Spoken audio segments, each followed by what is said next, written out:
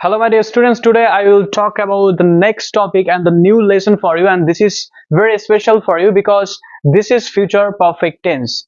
So আমি আশা করি তোমরা সবাই ভালো আছো। তো আজকে নতুন ভিডিওতে তোমাদের সবাইকে স্বাগত জানাই।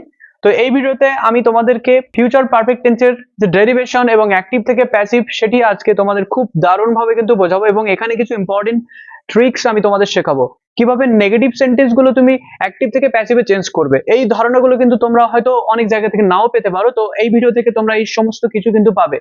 Past perfect tense, present perfect টেন্সের সমস্ত ডেরিভেশন আমি করিয়েছি, তোমরা স্ক্রিনে দেখতে পাচ্ছ। এই সমস্ত ডেরিভেশন গুলো কিন্তু খুব দরকার, কারণ এই ডেরিভেশন গুলো যদি তুমি না করো স্পোকেন ইংলিশে কিন্তু অনেকটা দুর্বলতা তোমাদের থেকে যাবে। তো আমি আশা করি তোমরা বিষয়টি বুঝবে যে ফিউচার পারফেক্ট টেন্স করতে গেলে শুধু কিন্তু অ্যাক্টিভ স্ট্রাকচার জানলে চলবে না, তোমার প্যাসিভ স্ট্রাকচার পাশাপাশি জেনে নিতে হবে।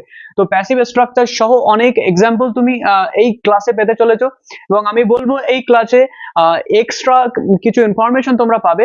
যারা এই চ্যানেলে নতুন তারা কিন্তু অবশ্যই সাবস্ক্রাইব করবে এবং পাশে থাকা বেল আইকনটি প্রেস করবে যাতে আমার ভিডিও তোমাদের কাছে সবার আগে পৌঁছায়। ওকে, তো চলো বেশি কথা না বলে আজকে আমাদের টপিক শুরু করি। তো এই টপিকে এখানে ফিউচার পারফেক্ট টেন্স তোমরা দেখতে পাচ্ছ। ফিউচার পারফেক্ট টেন্সে অ্যাক্টিভ প্যাসিভ স্ট্রাকচার গুলো দেওয়া রয়েছে এবং সমস্ত স্ট্রাকচার আমি ব্যাখ্যা করবো। এখানে খাতা কলম নিয়ে যদি তোমরা না বসো তাহলে কিন্তু এই পুরো ক্লাসটি তোমরা মিস করবে। কারণ কি, আমি এখানে করানোর পরে কিন্তু তোমরা এই বিষয়টি যতটা উপলব্ধি করবে, একই সাথে যদি প্র্যাকটিস করো তাহলে এই বিষয়টি তোমাদের ব্রেইনে কিন্তু খুব ভালোভাবে গেঁথে যাবে। তো মাই ডিয়ার লাভলি স্টুডেন্টস, চলো আজকের অ্যাক্টিভ এবং প্যাসিভ স্ট্রাকচার সহ ডেরিভেশনটি আমরা শিখে নিই। তো এখানে অ্যাক্টিভ স্ট্রাকচারে কি রয়েছে? সাবজেক্ট। তো প্রত্যেকটি স্ট্রাকচারের শুরুতে কিন্তু সাবজেক্টটাকে আমি তোমাদের প্রত্যেকবারই একই কথা বলে থাকি। এই সাবজেক্টের পরে যখন ফিউচার থাকবে, তো ফিউচারে কিন্তু শ্যাল অথবা উইল বসবে। তোমরা খেয়াল করতে পারছো এখানে প্রেজেন্ট পারফেক্ট টেন্সের সাথে সরাসরি একটা সম্পর্ক স্থাপন তোমরা করতেই পারো। কারণ কি, আমি তোমাদের বলেছিলাম যখন ইনডেফিনিট টেন্স আমি পড়িয়েছিলাম, সেই ইনডেফিনিট টেন্সে কিন্তু বলেছিলাম শ্যাল উইল ছাড়া কিন্তু আর কোনো রকম পার্থক্য তোমরা করতে পারবে না ফিউচার এবং প্রেজেন্টের মধ্যে। ওকে, তো যেহেতু এটা ফিউচার পারফেক্ট, সেখানে কিন্তু শ্যাল অথবা উইল বসবে, তারপরে হ্যাভ এবং ভার্বস পাস্ট পার্টিসিপাল ফর্ম। আচ্ছা, ভার্বের পাস্ট পার্টিসিপাল ফর্ম বলতে কিন্তু আমরা আগের ক্লাসগুলোতেও জেনেছি ভার্বের থার্ড ফর্মকে বোঝায়। ওকে, তারপরে কি লিখবে? অবজেক্ট বা এক্সটেনশন। এখানে অবজেক্ট অথবা এক্সটেনশন খুব গুরুত্বপূর্ণ, কারণ অবজেক্ট না থাকলে কিন্তু তোমরা ভয়েস চেঞ্জ করতে পারবে না। এটা সব থেকে বড় ব্যাপার। যদি নর্মাল কোনো সেন্টেন্স হতো, শুধু অ্যাক্টিভ সেন্টেন্স, সেক্ষেত্রে কিন্তু অবজেক্ট অথবা এক্সটেনশনের অতটা মূল্য থাকছে না। ওকে, তো চলো এক্সাম্পল এখানে রয়েছে কি, Rohit will have played cricket in the playground. এই সেন্টেন্সের ভিতরে তোমরা দেখতে পাচ্ছ রোহিত সাবজেক্ট অনুযায়ী উইল হ্যাভ বসেছে, এখানে শ্যাল হ্যাভ বসবে না। দেখো এখানে শ্যাল বা উইল হ্যাভ এর ব্যবহার যদি তোমরা স্পেসিফিকলি জানতে চাও তাহলে কিন্তু আমাকে কমেন্ট করে জানিও, তাহলে এই শ্যাল অথবা উইল এর ব্যবহার তোমাদেরকে এক্সট্রা আমি ক্লাস করিয়ে দেবো। ওকে, তো এখানে will have played cricket in the playground, এই উইল হ্যাভ বসলো অ্যাকর্ডিং টু দ্য স্ট্রাকচার। তারপরে ভার্বের থার্ড ফর্ম বলা হচ্ছে verb past participle form equal to ভার্বের থার্ড ফর্ম। ওকে, প্লেড, তারপরে এখানে কি আছে? অবজেক্ট। অবজেক্ট বসালাম, তারপরে দেখো এক্সটেনশন রয়েছে এখানে ইন দা প্লেগ্রাউন্ড। ওকে, আমি আশা করি তোমরা অ্যাক্টিভ স্ট্রাকচার ভালোভাবে উপলব্ধি করেছো। এবার চলো প্যাসিভ স্ট্রাকচার কি রয়েছে। প্যাসিভ স্ট্রাকচার প্রথম শুরুতে কি আমরা দেখতে পাচ্ছি? সাবজেক্ট। ওকে, তো সাবজেক্টের পরে শ্যাল হ্যাভ বিন। মাথায় রাখতে হবে যখন আমরা প্যাসিভ করব পারফেক্ট টেন্সে, যে কোনো পারফেক্ট টেন্সে যদি প্যাসিভ করি, সেই প্যাসিভ স্ট্রাকচারের মধ্যেই কিন্তু আমরা অক্সিলারি ভার্বের পরে কিন্তু বিন বসাবো। যদি এটা কন্টিনিউয়াস হয়, অর্থাৎ কন্টিনিউয়াস টেন্সের প্যাসিভ হয়, তাহলে কিন্তু ভার্বের সাথে যে আইএনজি যোগ হয়, সেই আইএনজির জন্য কিন্তু আমরা কি বসাই? অবশ্যই বিং ইউজ করি, তাই তো? তো এখানে প্যাসিভের কারণে পারফেক্টের প্যাসিভ যখন হবে তখন কিন্তু অবশ্যই বিন বসাতে হবে। তো দেখো তারপরে কি রয়েছে? উইল হ্যাভ বিন, যে কোনো একটি বসাতে পারো।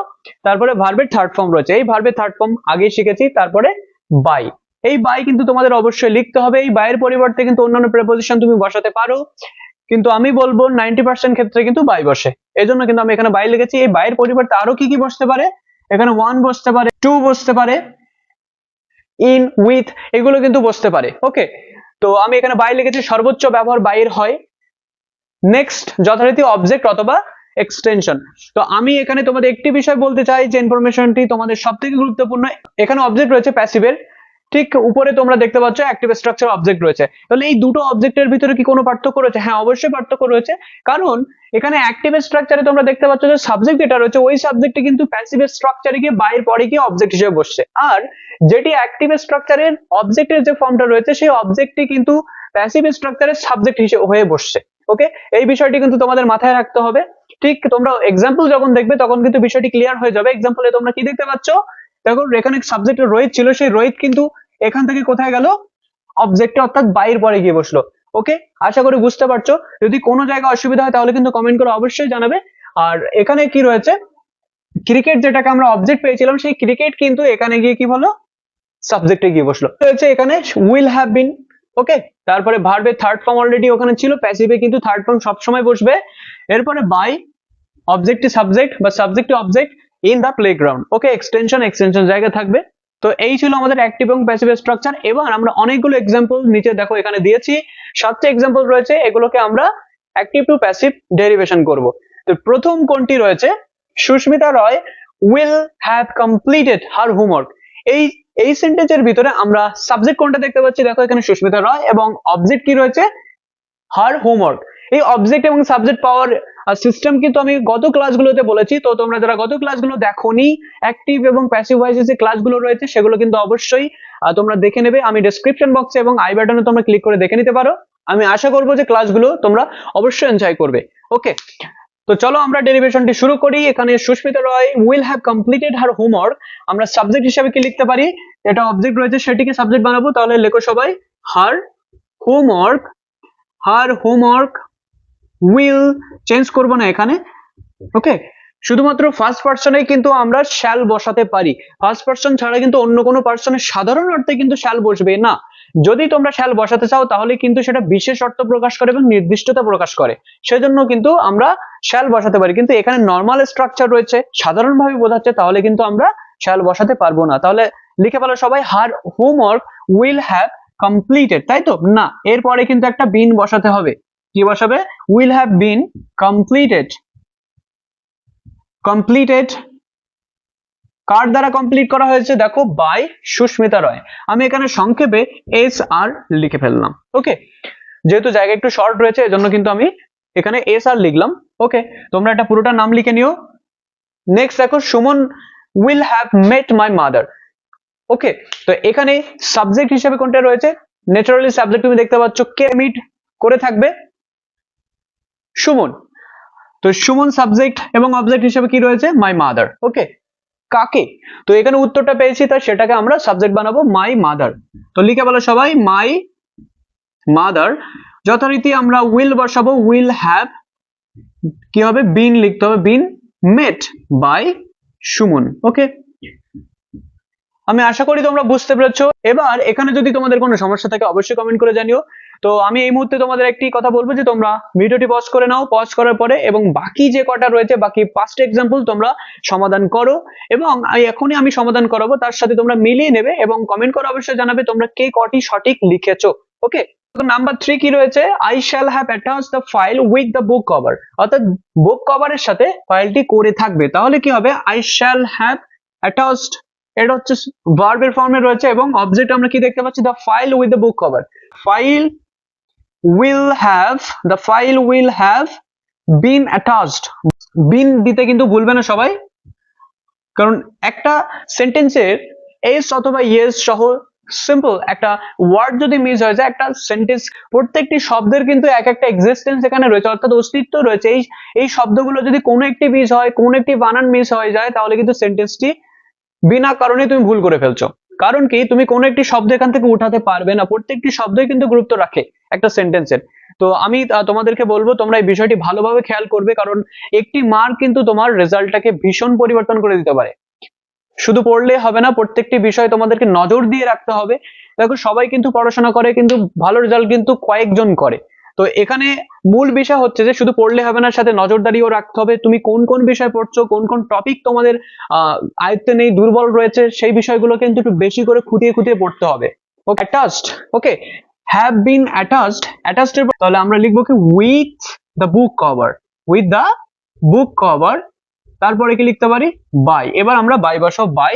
আই থাকলে কি হতে পারে, ডেরিভেশন আমরা শিখেছি, পার্সোনাল প্রোনাউন যদি আই থাকে তাহলে কিন্তু অবজেক্টে বাইর পরে গিয়ে আমরা কি লিখি, মি লিখি। যদি উই থাকে তাহলে বাইর পরে গিয়ে আমরা আস লিখি। ওকে, চলো নাম্বার 4, এখানে কি রয়েছে, we shall have gotten the result. এখানে অবজেক্ট হিসেবে আমরা দেখতে পাচ্ছি দ্য রেজাল্ট। দ্য রেজাল্টকে সাবজেক্ট বানাও, দেখো সবাই, দ্য রেজাল্ট উইল, এখানে উই এর পরে তো শ্যাল থাকে, তাই না, তা শ্যাল রয়েছে, আমরা এখানে শ্যাল লিখবো না, যেহেতু তার রেজাল্ট রয়েছে ফার্স্ট পার্সন বাদে বাকি যে সমস্ত রেস্ট অফ দ্য পার্সন রয়েছে সেই পার্সন গুলোতে কিন্তু তোমরা অবশ্যই উইল বসাবে মাথায় রেখে। ওকে, তো দ্য রেজাল্ট উইল হ্যাভ, এরপরে কি বসাবো, অবশ্যই বিন লিখতে হবে। ওকে, বিন গটেন, ভার্বের থার্ড ফর্ম রয়েছে, দেখো এখানে গটেন লিখেছে, এটা ব্রিটিশ ইউজ। ওকে, যদি এটা আমেরিকান ইউজ তুমি বলো তাহলে স্যার এটা কি হবে, অবশ্যই আমি বলবো এটা গট হবে। গট এবং গটেনের মধ্যে কিন্তু কোনো রকম তফাৎ নেই, দুটোই সেম। ওকে, একটা আমেরিকান ইউজ হয় আর একটা ব্রিটিশ ইউজ হয়, এই ছাড়া আর কোনো কিন্তু ডিফারেন্স তুমি পাবে না। ওকে, এরপরে তুমি যথারীতি বাই লিখবে, উই কি হবে, এখানে আজ হবে। ওকে, আমি আশা করব যে তোমাদের এখানে কোনো রকম সমস্যা নেই, কারণ প্রত্যেকটি বিষয় কিন্তু আমি ধরে ধরে বোঝাচ্ছি। যারা এই চ্যানেলে নতুন আছো তারা কিন্তু অবশ্যই সাবস্ক্রাইব করে চলে যাবে এবং বেল আইকনটি প্রেস করবে। দেখো নাম্বার 5 এখানে কি রয়েছে, number 5 Ramchandra will have joint hour party. তো এখানে অবজেক্ট হিসেবে আমরা কি দেখতে পাচ্ছি, অবজেক্ট অবশ্যই আওয়ার পার্টি হবে। তো আওয়ার পার্টিকে তুমি সাবজেক্ট হিসেবে লেখো, আওয়ার পার্টি উইল হ্যাভ, এরপরে কি লিখতে হবে, বিন, একই রকম ভাবে বিন জয়েন্ট বাই রামচন্দ্র। ওকে, তোমরা এটা লেখা বলে ফুল নেম, আমি শুধু রাম লিখলাম। তো নাম্বার 6 চলে এসো এবার, Sita and Urmila will have called us the legend. Very simple, এই সেন্টেন্স কিন্তু তোমরা অবশ্যই করতে পারবে। আমি আগের দিন কিন্তু কল্ড ভার্ব নিয়ে তোমাদের বলেছিলাম, কল্ড ভার্বে যে অবজেক্ট থাকে, এই অবজেক্ট কিন্তু প্রথমে থাকে, এর পরে যেটা থাকে সেটা কিন্তু কমপ্লিমেন্ট।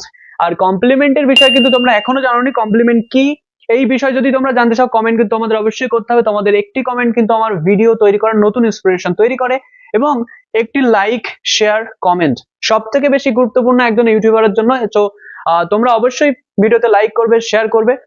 এবার যদি কোনো রকম সমস্যা তোমাদের মনে হয় তোমরা কিন্তু অবশ্যই কমেন্ট বক্সে সেটা কমেন্ট করে অবশ্যই জানিও আমাকে। তো চলো, এখানে কি রয়েছে, Sita and Urmila will have called us, এই আজ হচ্ছে অ্যাকচুয়াল যে অবজেক্ট, এবং আজ বলতে গিয়ে তার লেজেন্ড কে বলছে, দ্য লেজেন্ড। তো এখানে তার লেজেন্ড আমরা লিখবো না, এটা কমপ্লিমেন্ট যেখানে রয়েছে আমরা সেখানে রেখে দেবো। তো আজটাকে আমরা সাবজেক্ট বানাবো উই। তো সবাই লেখো উই, এর পরে অবশ্যই আমরা এবার শ্যাল ইউজ করতে পারি। ওকে, তাহলে উই শ্যাল হ্যাভ, নেক্সট কি লিখতে পারি, বিন অ্যাকর্ডিং টু দ্য স্ট্রাকচার, উপরে তোমরা দেখে নেবে বারবার যাতে তোমাদের কোনো রকম ভুল না হয়। ওকে, বিন কল্ড কি বলা হতো আমাদের, দ্য লেজেন্ড। ওকে, লেজেন্ড শব্দের অর্থ কি তোমরা কিন্তু কমেন্ট করে জানাবে লেজেন্ড শব্দের অর্থ কি। ওকে, তো we shall have been called the legend by Sita and Urmila, okay, তো আমরা ইতোমধ্যেই 6টি কমপ্লিট করে ফেলেছি। যাদের সমস্যা আছে তারা অবশ্যই আমাকে জানিও। আমাদের শেষ টুইস্ট কোনটা, নাম্বার 7 তোমরা দেখতে পাচ্ছ, এখানে কিন্তু একটা নেগেটিভ ফরমেশন রয়েছে। তো তোমরা অনেকেই কোশ্চেন করো, যারা অফলাইনে আমার কাছে পড়ো, তাদের একটা কোশ্চেন থাকে যে স্যার যে কিভাবে আমরা নট ইউজ করব, যদি কোশ্চেন করি তখন আমরা নট কিভাবে ইউজ করব। যদি একটা সেন্টেন্সে সাধারণত জানি যে অক্সিলিয়ারি ভার্ব এবং মেইন ভার্বের মাঝখানে কিন্তু আমরা নট ইউজ করে থাকি।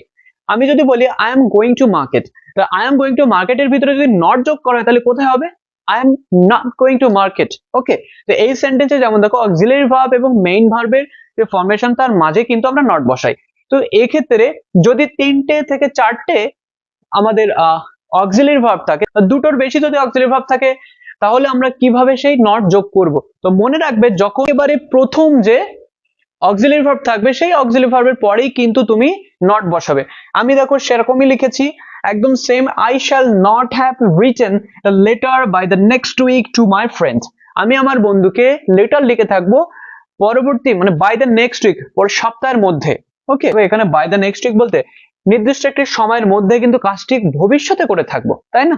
তাহলে এখানে তুমি নট কিন্তু শ্যাল হ্যাভ নট রিটেন লিখতে পারবে না, এখানে ডাবল অক্সিলিয়ারি ভার্ব তুমি দেখতে পাচ্ছ, একটা কি শ্যাল আর একটা কি হ্যাভ রয়েছে। তো এদের মাঝখানে অর্থাৎ প্রথম যে অক্সিলিয়ারি ভার্ব তুমি খেয়াল করছো এখানে শ্যাল, তারপরে কিন্তু আমি নট বসিয়েছি। তো আমি আশা করবো বিষয়টি তোমরা ভালোভাবে বুঝেছো। তো তোমাদের মোটামুটি ডাউট ক্লিয়ার হয়েছে। তো এবার আমরা ডেরিভেশনটি করবো, এর অবজেক্ট খুঁজতে হবে। তো অনেক বড় সেন্টেন্স আমি এখানে দিয়েছি তোমাদের বোঝানোর জন্য। তো I shall not have written the letter, এখানে অ্যাকচুয়াল অবজেক্ট কিন্তু দ্য লেটার রয়েছে। যারা তোমরা নতুন রয়েছো তারা কিন্তু এই বিষয়টি বুঝতে পারছো না যে by the next week to my friend, এইগুলো কি, এগুলো অ্যাকচুয়ালি অ্যাডভার্বিয়ালস। কিন্তু আরো একটি বিষয় বলতে চাই, দেখো এখানে দ্য লেটার সহ কিন্তু টুর পরে যে অংশটি রয়েছে এটাও কিন্তু কাকে লেখা হয়েছিল, টু মাই ফ্রেন্ড, তাই না? বা কাকে লেখা হয়ে থাকবে, টু মাই ফ্রেন্ড, এটা একটা অবজেক্ট, আর কি লেখা হয়ে থাকবে, দ্য লেটার। এবার মাঝখানে কিন্তু অ্যাডভার্বিয়ালস আমি লিখেছি। ওকে, এটা কিন্তু একসাথে পুরোটা অ্যাডভার্বিয়ালস নয়, বাই থেকে উইক পর্যন্ত অ্যাডভার্বিয়ালস। ওকে, তো সমস্যা এখানে হবে, তাই আমি বলবো যে প্রথম যে অবজেক্টটা রয়েছে, বারবার একই ইনফরমেশন কিন্তু তোমাদের আমি দিয়ে যাই যে প্রথম যে ভার্বের পরে যে অবজেক্টটি থাকবে সব সময় সেটিকে লিখতে হবে তোমাদের। সেটি যদি না লেখো তাহলে কিন্তু মোস্ট অফ দ্য টাইম তোমরা এরকম দেখো এক্সটেনশন মাঝখানে হঠাৎ করে বসে গিয়েছে। এটা কিন্তু সেন্টেন্সের একটা কোয়ালিটি ইমপ্রুভ করার জন্য কিন্তু এই ধরনের ওয়ে অ্যাডভার্বিয়ালস বা ফ্রেজ গুলো কিন্তু ব্যবহার করা হয়ে থাকে। তোমরা অনেকেই ঘাবড়ে যাবে এই বিষয়টি দেখে, তাই এই সেন্টেন্সটি দিয়েছি তোমাদের বোঝানোর জন্য। তো I shall not have written the letter, এখানে দুটো অবজেক্ট, প্রথমটা লেটার রয়েছে, তারপরে কি কি রয়েছে, টু মাই ফ্রেন্ড। ওকে, তো আমি প্রথমটি নেব, দ্য লেটার। তোমরা সবাই একইভাবে কিন্তু আমার সাথে লিখবে, বুঝতে না পারলে কমেন্ট করে জানাবে। দ্য লেটার, দ্য লেটারের পরে আমরা লিখবো অবশ্যই উইল। এবার নট এর কি ব্যবস্থা করা যায়, নট কিন্তু এখানে যেমন অবস্থায় রয়েছে তেমনটা রাখবে, কোনো স্থান কিন্তু তোমাদের পরিবর্তন করা চলবে। The letter will not have written, the letter will not have written, কি করব এবার আমরা, বাই দ্য নেক্সট উইক, এটা লিখবো আগে, by the next week. Okay, by the next week, তারপর কি লিখবো, to my friend, to my friend, by subject কি ছিল আই, ওটাকে আমরা মি করব। এখন তোমাদের প্রশ্ন হচ্ছে যে স্যার আমি যদি এখানে to my friend by the next উইকের আগে দিই তাহলে কি সেন্টেন্সটি রং হবে? না, এখানে কিন্তু সেন্টেন্স রং হবে না। আমি তোমাদের আগেও বলেছি যে অ্যাডভার্বিয়ালসটা কিন্তু তুমি যে কোনো জায়গায় ব্যবহার করতে পারো, সব থেকে ভালো হয় সেন্টেন্সের শেষে বসানো। এবার সেটা যদি স্টাইলের কারণে যদি সেন্টেন্সের কোনো এক মাঝখানে বসে সেই জায়গাতে যদি তুমি রেখে দাও তাহলে কিন্তু কোনো সমস্যা হবে না, কেউ তোমাদের মার্ক কাটবে না। ওকে, তো এখানে সেন্টেন্সটি এরকম লেখা যেতে পারতো যে the letter will not have written to my friend by the next week by me. কোনো ভুল নেই, sentence correct. My dear students, এই ছিল আজকে তোমাদের ফিউচার পারফেক্ট টেন্সের ডেরিভেশন অথবা active to passive voice change. তোমাদের বলবো তোমরা যদি এই ভিডিওটি লাইক করে থাকো তাহলে কিন্তু অবশ্যই শেয়ার করবে, এবং ভিডিওতে যদি নতুন কেউ এসে থাকো তাহলে কিন্তু সাবস্ক্রাইব করতে ভুলবে না। ওকে, এবং অবশ্যই আমাকে কমেন্ট করে জানাবে, এই তোমাদের একটি কমেন্ট কিন্তু ভিডিও তৈরি করার নতুন আশা বা ইচ্ছা জাগিয়ে তোলে। তো তোমাদের একটি স্পেশাল নিউজ দিতে চাই, সেটি হচ্ছে যে আমি কিন্তু অফলাইন এবং অনলাইনের স্পোকেন ইংলিশের কোর্স করাই। তো যারা অফলাইনে কোর্স পড়তে চাও তাহলে কিন্তু স্ক্রিনে দেওয়া নাম্বারে তোমরা অবশ্যই যোগাযোগ করে নেবে, এবং তোমরা যদি অনলাইনে ফ্রি স্পোকেন মাস্টার ক্লাস করতে চাও তাহলে কিন্তু অবশ্যই চ্যানেল সাবস্ক্রাইব করে দেবে। দেখা হচ্ছে তোমাদের সাথে পরের ভিডিওতে, ততক্ষণ তোমরা সবাই ভালো থাকবে।